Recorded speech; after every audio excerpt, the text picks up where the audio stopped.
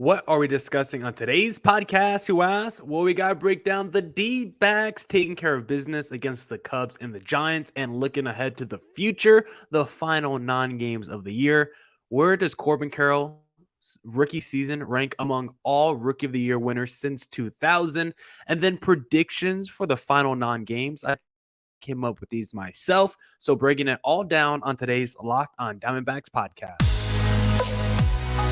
You are Locked on Diamondbacks, your daily Arizona Diamondbacks podcast, part of the Locked on Podcast Network, your team every day.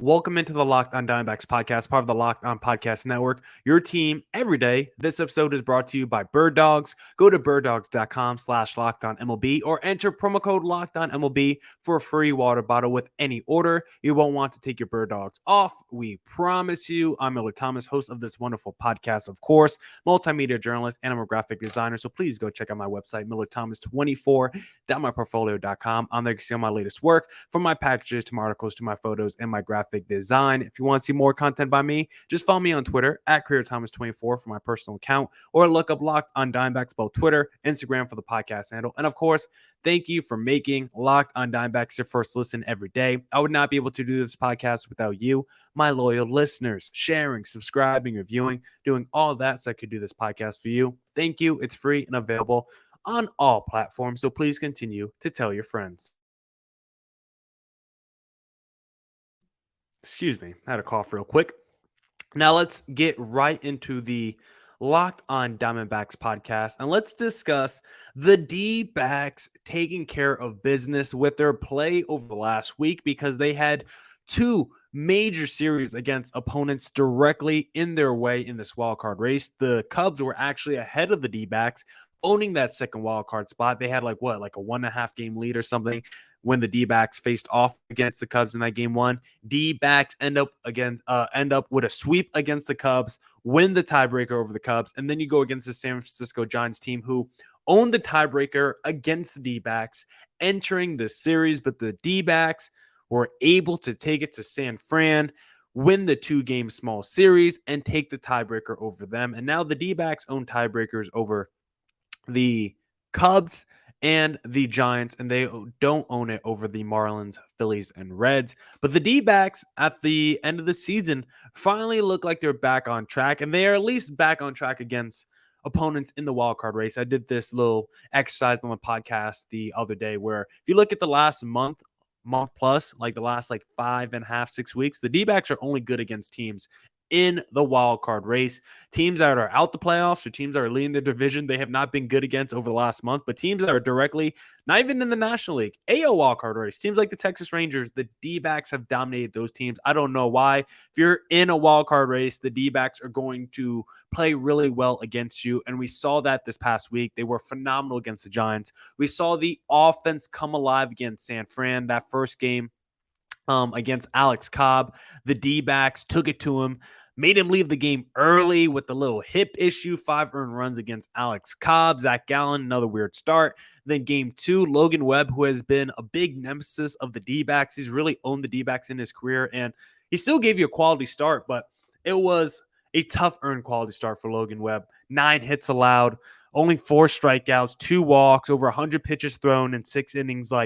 Yeah, he only gave up 3 earned runs, but the D-backs really made him work as an offense, and there were a lot of opportunities that I think they left on the table when Logan Webb was on the mound. So I think the offense could have been even better against the Giants. But even with that being said, if you look at the D-backs offense over the last week, the last 7 days, they are second in average and OPS over their last week. The D-backs offense once again looks incredible. Corbin Carroll, the Ketel Martes, the Lourdes Gurriel, Gabriel Morenos, all those guys are really sparking this offense right now. And more importantly than the offense, the bullpen is looking really good down the stretch of the season for this D-backs team, because how many times have we said on this podcast since 2020, the bullpen is the anchor holding this D-backs team back, right? I think even if you look at last year's team that won around, 74 wins or whatever, I think if the D-backs had a mediocre bullpen, just an average bullpen last year, they could have been a playoff team or at least a team in the wild card mix. This year, they actually do have that kind of bullpen, and look at the results. They're going to be in the wild card mix until the very last day of the season. Having a good bullpen has been so important for the D-backs the last couple of weeks, and just having a decent bullpen throughout this entire season has just made such a world of difference for the D-backs this year. And the bullpen still isn't great. There's still been a lot of stretches, right? When the D-backs are going through that prolonged slump, you could look at the bullpen as one of the worst, as one of the main reasons why the D-backs are struggling so mightily. You look at the the bullpen numbers in the second half of the season for the D-backs. At certain times, it has been absolutely atrocious, but recently the bullpen has been really good.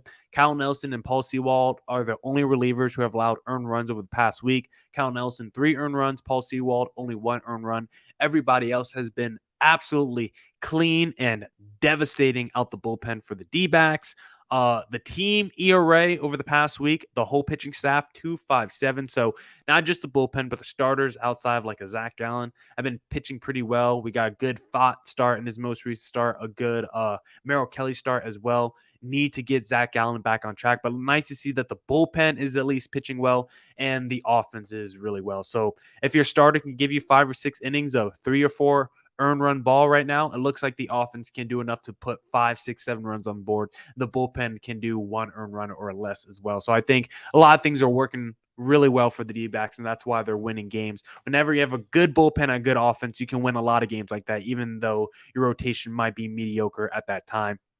But now, it's not going to be easy for the D-backs for these final 9 games. I'm going to be doing predictions later in the podcast, but the D-backs are now going to have to travel across the country and face teams that they just never see, quite frankly. They did play the Astros earlier in the year. I would have to go back. I honestly don't remember. They played the Yankees or the White Sox this year. I think they probably have. I don't care if I know it off the top of my head right now, but going against teams that you rarely see across the country, not going to be easy. We've seen the D-backs whenever they've gone into Citi Field the last couple of years has not been pretty. Now they have to go into Yankee Stadium. They have to go into Minute Maid Park. They have to go face the Chicago White Sox. Like, it's not going to be easy for the D-backs going against these unfamiliar opponents, but there's silver linings in everything, right? And maybe it could be a good and bad thing. Yes, it's bad that you have to travel cross country, cross different time zones, but these are also going to be teams that have never seen you. These are going to be teams that have very little scouting and very little game tape of their own pitching staff going against the Corbin Carrolls of the world, right? Rookie, superstar that you never get to see on different sides of the coast. So D-backs can be unfamiliar to their opponents as well, and maybe they could, bring out a few tricks up their sleeve because of that unfamiliarity. Hope I said that correctly. We really need the D-backs to finish strong here so we could get that top wild card spot, even though it may be unlikely to take it from the Philadelphia Phillies. I want that top wild card spot so badly. I want the D-backs hosting in the wild card round. And if you look at the schedules of the other teams in the wild card race, the Reds, they face the Pirates, the Guardians, and the Cardinals. Final 3 series for them. The Phillies face the Mets, Pirates, and Mets. A lot of Mets and Pirates down the stretch for a lot of these teams. Like the Marlins play the Brewers, Mets, and Pirates. So like the Mets and the Pirates are going to be 2 teams that really affect this wild card race down the stretch. You got the Cubs, Rockies, Braves, and Brewers. That's probably the toughest of these teams I'm going to mention. Probably the toughest, actually, is the Giants because you're going against the Dodgers, Padres, and Dodgers. The Dodgers want you. They could just keep the Giants out the postseason because they're that good of a team. And plus the familiarity with those NL West opponents, you can make the same argument that maybe it's actually very negative for a team like the Giants because you guys see each other so often. You know each other's tendencies and weaknesses. So this D-backs team, it's not going to be easy traveling across coast to face 3 AL opponents that you rarely see, but these other teams don't have it easy. The Giants, they might already be out of it. They got a very tough schedule. The Cubs have a very tough schedule. The Marlins, Mets, the Brewers, the Pirates, we'll see. Phillies, the Mets, the Pirates, we'll see. Reds, Pirates, Guardians, Cardinals, we'll see. But it doesn't really matter what those teams do. As long as the D-backs keep chugging along, they keep winning, they will guarantee themselves a postseason roster spot. Now, I want to talk about where does Corbin Carroll rookie season rank among all the Rookie of the Year winners since 2000. But before we get there, I first need to talk to you guys about this comfortable pair of shorts I like to wear with every podcast called Bird Dogs, because the reason I love wearing them is because Bird Dogs make you look good. Bird Dog stretch khaki shorts are designed to fit slimmer through the thigh and leg, giving you a truly sculpted look. Bird Dog shorts do the exact same thing as Lululemon, but fit way better. They fit way better than regular shorts that are made of that stiff, restricting cotton. Bird Dogs fix this issue by inventing cloud knit fabric that looks just like khaki, but stretches so you could get a way slimmer fit without having to sacrifice movement. Bird Dogs are functional for any occasion. That's why I love them, whether I'm going to the gym, I'm going to a wedding, going for a run, or just going to the grocery store. Bird Dogs are perfect for everything. So go to birddogs.com/lockedonmlb or enter promo code lockedonmlb at checkout for a free Bird Dogs water bottle with your order. That's birddogs.com/lockedonmlb for a free water bottle at checkout. You won't want to take your Bird Dogs off. We promise you. And don't forget to catch every D-backs pitch on their hometown broadcast when you download the Sirius XM app and search up Diamondbacks. Now let's get back into the Locked on Diamondbacks podcast, and let's discuss where Corbin Carroll's rookie season ranks among all the Rookie of the Year winners. Because, guys, I don't care if it's Thursday, September 21st, and there's still 9 games left in the season. The Rookie of the Year award in the National League is going to Corbin Carroll. There is no if, ands, or buts about it. Corbin Carroll is running away with the Rookie of the Year award. And quite honestly, if he doesn't get every single first place vote, I think it would actually be an absolute travesty and a shame.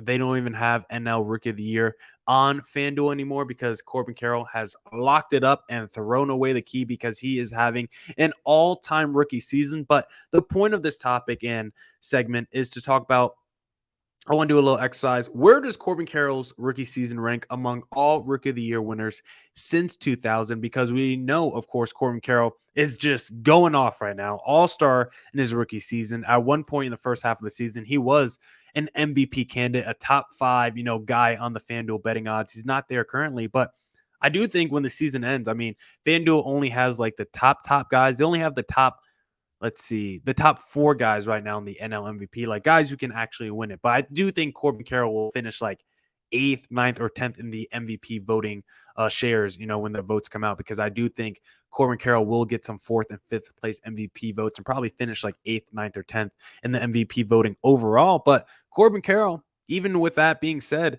is going to finish with one of the, even though he doesn't win, he's not going to win MVP, he's still going to finish with one of the all-time Rookie of the Year seasons. And I kind of want to quantify how good is it actually, right? How compared to other dudes who won Rookie of the Year, who we've seen go on to have incredible heights and incredible careers, how does Corbin Carroll stack against those guys just in their rookie campaigns? And maybe it'll give us a little glimpse into the kind of trajectory we should expect from a Corbin Carroll. So when I was doing this list, I want to start with the year 2000 because that's a nice sample size of over 20 players for the most part, because, guys, I'm also not going to count rookies who were international signings, right? I'm not going to count Ichiro Suzuki. This guy already had like 2,000 hits in the professional Japanese league before he came over to the United States to play professional Major League Baseball. Like, that guy was already a stud, and it's not a surprise.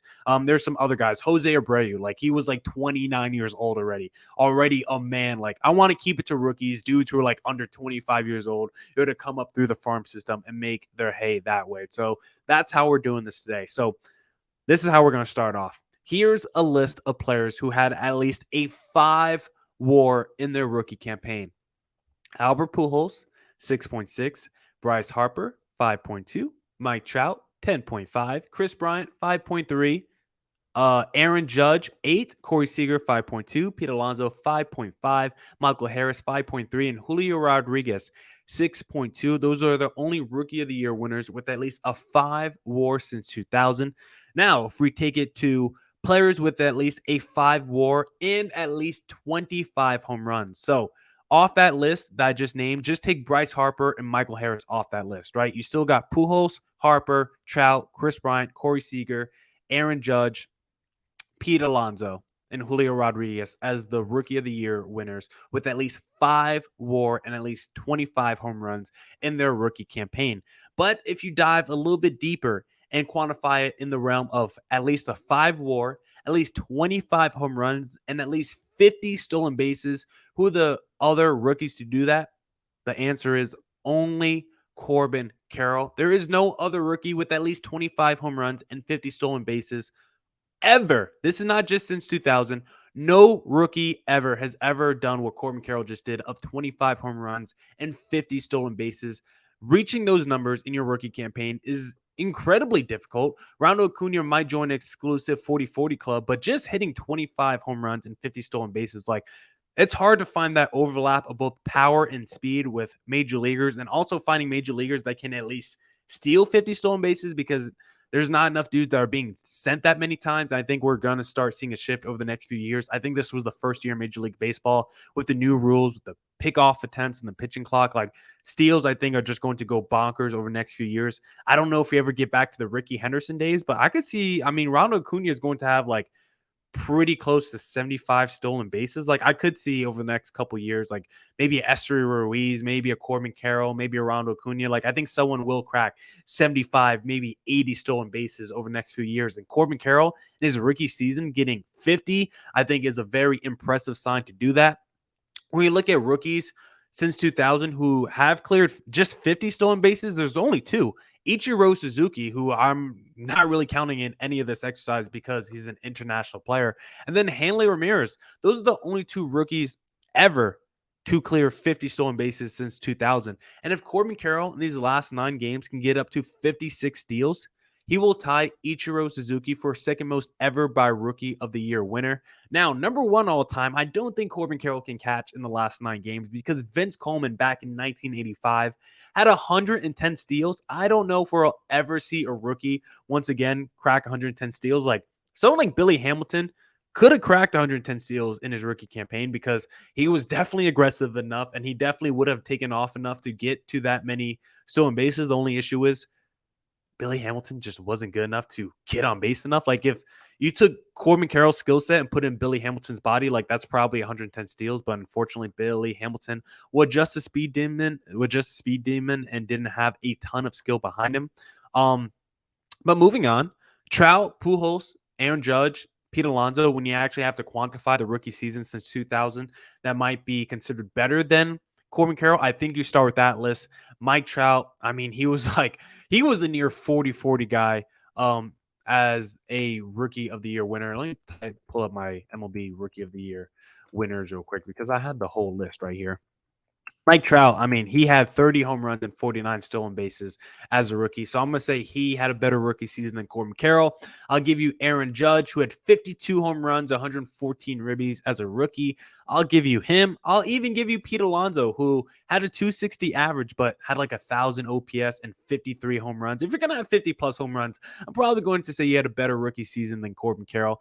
I'm only also doing position players, if I wasn't clear about that. We're not doing pitchers today on this Rookie of the Year competition. Only position players. And then Albert Pujols is the other guy, because back in, what year is it? 2001, Albert Pujols batted .329, .610 slugging, .403 OBP, 37 bombs, and 130 ribbies.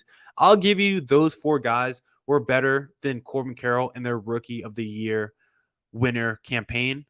That was probably too many words. But outside of that, I think it's a real discussion that you could say Corbin Carroll's had the 4th best rookie campaign, or excuse me, the 5th best rookie campaign. I think like Corbin Carroll's a lock to say top 10 rookie campaign since 2000. And I think if you don't count these international players, I think you could say it's like a top 15 rookie campaign of all time. Like, it's quite literally, when we talk about that balance of power and speed, like, it's something that we really haven't seen ever. And there's some other guys, Rookie of the Year winner since 2000, who didn't have the WAR, but a guy like Ryan Braun had a really good rookie season. Now, somehow he only had, what year was it? 2007. Somehow Ryan Braun only had a 2 WAR, probably because of defense. But I mean, 34 home runs, a 324 average, 97 ribbies, 15 stolen bases. Like, if you want to say that was a better rookie season than Corbin Carroll, sure, but the WAR tells me it wasn't. So I think when you have to quantify it and actually rank it all out and actually put these guys in lists, I think when we look at the raw stats, I think when we look at the advanced stats, when we look at the eye test, when we look at defense, when we look at the heart,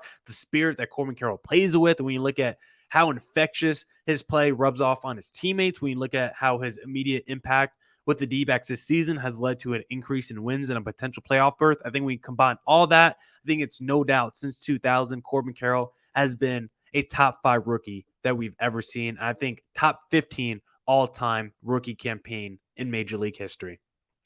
Now, I want to talk to you guys about some predictions that I have for the final 9 games of the year. But before we get there, I first need to talk to you guys about FanDuel, because the place to place bets for your predictions is FanDuel, because snap into the action this NFL season with FanDuel, America's #1 sportsbook. Right now, new customers get $200 in bonus bets guaranteed when you place a $5 bet. That's $200 in bonus bets, win or lose. If you've been thinking about joining FanDuel, there's no better time to get in on the action. The app is super easy to use. There's a wide range of betting options, including spreads, player props, over-unders, and more. Best believe I love doing a little parlay now. I will pick my Saints. If they're at home, I'll take a little money line Saints. And then the Falcons, you take that little spread. The Falcons are playing pretty good football right now. And then you know what? Give me the Lions. They're kind of fun. They're exciting. I like watching them. Give me a little 3-leg parlay for this weekend, and let's let it ride, boys and gals. So visit FanDuel.com/lockedon and kick off the NFL season. FanDuel, official partner of the NFL. And don't forget to catch every D-backs pitch on their hometown broadcast when you download the Sirius XM app and search up Diamondbacks. All right. Let's get back into the Locked On Diamondbacks podcast, and let's wrap it up here with some predictions for the final 9 games of the season. And one of these predictions is for this upcoming weekend against the New York Yankees. But the first prediction I want to make, kind of obvious, not even super bold. I got some more bold ones here. These aren't going to be like insane, crazy hot predictions. The first one, kind of ho-hum. Corbin Carroll will continue to be the best offensive player down the stretch for the D-backs. That probably doesn't seem like a crazy, insane prediction. Whoa, Millard, do you think the D-backs best player is going to continue being the D-backs best player? I do. There can be stretches where your best player goes through slumps and stuff, but during the month of September, Corbin Carroll has been crushing it at the plate. 329 average, 841 OPS this month, and in 18 games, his 9 stolen bases. That's the best stealing rate he has of any month this season. So they're setting him more than ever. He's hitting the ball really well at the plate. And if you look at his numbers against the Giants, absolutely crushed them. In that first game, he went 2 for 4. 2 runs, 2 RBIs. Which game did he have a home run? Not the first game. Did he have a home run in the second game? Yeah, he did. In the second game, Corbin Carroll, 4 for 5, 3 runs, 1 RBI, and a home run against the Giants. So absolutely crushed the Giants this weekend. I think Corbin Carroll is going to continue to crush down the stretch, going to go against some opponents like the New York Yankees. The Yankees really don't have a lot of game tape against Corbin Carroll, and he gets to go into that short right field porch. Maybe Corbin Carroll can add a couple more home runs to that home run tally this season. So I think with the Yankees matchup, going to Yankee Stadium, and that Chicago White Sox matchup, I think Corbin Carroll could be in line to have some very major offensive series down the stretch here. Another prediction, Paul Sewald will make us nervous, but he will not blow a save down the stretch. Paul Sewald is going to face some familiar opponents down the stretch. I think this will work in our favor. Now, there are some things to be nervous about with Paul Sewald since he's come over to Arizona. Since being with the D-backs, lefties are hitting over 300 with over a 900 OPS against Sewald. And in save situations, he's got a 4.5 ERA. So definitely something to make us nervous. But guess what? When he does convert the save, his ERA is 0.79 ERA. In those situations, 0.79. So when he does get the save, he's elite. But the times he blows a save, not so good, right? That's what you would expect. So hopefully Paul Sewald against some familiar opponents can shut the door, because he has been good for the D-backs in high leverage moments, a 214 average allowed in both high leverage moments and with runners in scoring position. So he has been good when he puts the runners on. It's when the runners are not on the bases, it seems like Paul Sewald's about. It feels like Paul Sewald is usually itching to put someone on, make himself a little bit more nervous, put a little pressure on his shoulders, because that's when it feels like Paul Sewald is at his best, when there's a little pressure on his shoulders. So maybe he needs to put runners on the bases. And I think going against teams like the Yankees, the Astros, the White Sox, teams he's familiar with, teams he's had success with against the past, I think that would actually do well and actually make Paul Sewald feel comfortable. So I think Paul Sewald might feel nervous with him down the stretch, but I think Paul Sewald will not blow a save for the D-backs down the stretch here. Lourdes Gurriel, Same with Paul Sewald. I think he will be crucial for the D-backs down the stretch because he will also be going against familiar opponents. This is someone that has spent most of his career with the Toronto Blue Jays. I think all of his career with the Toronto Blue Jays before the D-backs acquired him this past offseason, and going against these AL opponents, I think once again will help Lourdes Gurriel. When you look at his numbers, he's absolutely crushed the Chicago White Sox in his career. I think he has like over 1,100 OPS or something against the White Sox in his career. Just absolutely crushed that team. And then the New York Yankees, the numbers, the stat line, like the slash line, he hasn't crushed the New York Yankees, but he does have nice power against the Yankees, specifically at Yankee Stadium. 7 home runs in 35 games at Yankee Stadium. And his numbers against the White Sox is also at the White Sox Stadium. I want to make that clear. So this is someone going into the White Sox Stadium, going to Yankee Stadium. His numbers look pretty good against both those teams. Now, against the Houston Astros, it was hard to find a player on the D-backs who had good numbers against the Astros because the Astros can pitch, they can hit, their bullpen's always elite, their rotation's always elite, their offense is always elite. So the D-backs might struggle that last series of the year against the Astros. But hopefully at that point, the Houston Astros are playing for nothing and they just want to rest their guys. Then the final prediction that I have for the D-backs down the stretch, and this prediction will come into play today at the time of you guys listening to this podcast, Friday, because my prediction is D-backs will crush Luke Weaver. Luke Weaver's pitching game 1 for the New York Yankees. Luke Weaver already in his career against the D-backs has been crushed. 10 earned runs in 17 innings pitched against the D-backs over 3 starts. 1.529 ERA. I want to crush Luke Weaver once again. Nothing personal against the guy, but when you trade Paul Goldschmidt and you're one of the headliners coming back and you just don't live up to expectations, and now you've just been bounced around from team to team, and it's like, how are you still in Major League Baseball? I just want to see him get crushed. Full circle moment, and the D-backs send him out of the sport. Now that's it for this edition of the Locked On. Excuse me. Now that's it for this edition of the Locked On Diamondbacks podcast. Come back next week for more Diamondbacks news coverage and insight. Thank you for making Locked On Diamondbacks your first listen every day. Don't forget to catch every D-backs pitch on the hometown broadcast when you download the Sirius XM app and search up Diamondbacks. And as always, stay safe, stay healthy. Doses.